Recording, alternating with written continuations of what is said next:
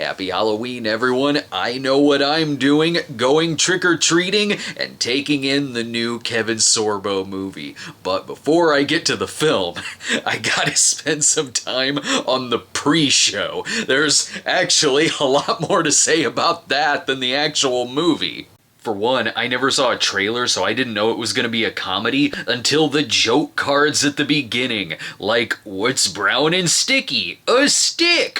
Why can't you trust atoms? They make up everything! Why does Peter Pan fly everywhere? Because he never lands! Excellent, so the movie is presented in rim-shot surround sound. There's even quotes from Kevin Sorbo himself that he put in the same reel as quotes from Gandhi. Soon he introduced the film, and it wasn't quick, it felt longer than the trailer reel. I have no problem spoiling this because he himself gave away every arc in it, right down to saying that there's a post-credit scene and a credit blooper reel. Then he got a little sidetracked. He drifted off into talking about how the movie got tax breaks by not shooting in Texas. Then it showed a clip of an animated Sorbo show with a cartoon Karl Marx. Then he promoted a kid's book that he wrote about a masculine lion. He also asked if we were tired of all the graphic sex and violence in movies nowadays. Couple things. Not every movie is Saw X, and graphic violence has been around in movies since Sorbo was a kid, and if anything, there's significantly less graphic sex in movies now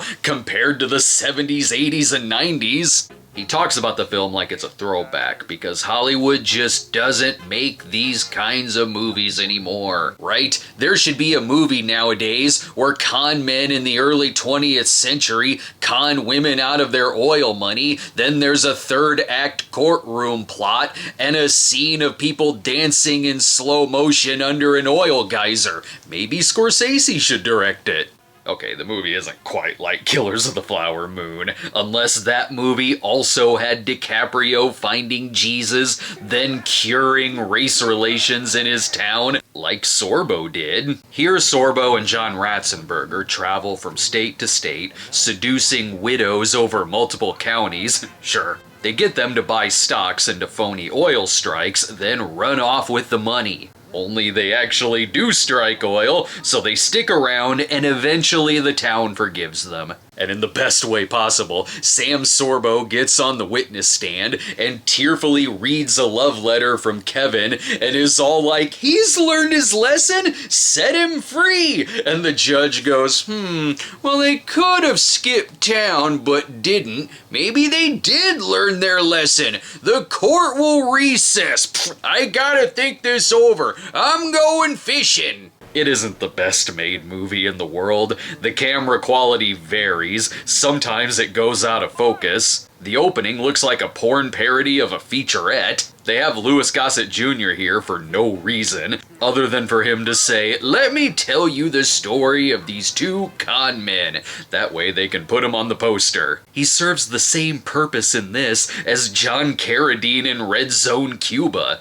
Sometimes the acting is fine. I could see the script working under better direction and a better budget. There's a lot of scenes that go on too long because it feels like there was supposed to be a location change, but instead they just condense a lot into one place. Really, the movie is mostly a bore. It's a comedy with no good laughs. The biggest joke in it is when a character goes, the only Greek god I know is Hercules. And Sorbo's like, yes, he was a good one. Even the audience was like, and they laughed at the pre-show jokes. But I wasn't sitting there mad or annoyed by the movie. It's mercifully short at 80-some minutes. It was a little better than Sorbo's last movie, which looked like an assembly cut of an unfinished film. I'll give it a D. If it were a TV movie on CMT, I wouldn't think anything of it, which really is where it belongs. If you want a better Town Forgives Thieves comedy, watch Trapped in Paradise. And make sure to come see us this weekend, November 3rd through the 5th at Grand Rapids Comic Con. We'll be there all weekend long, so get your tickets at grcomiccon.com.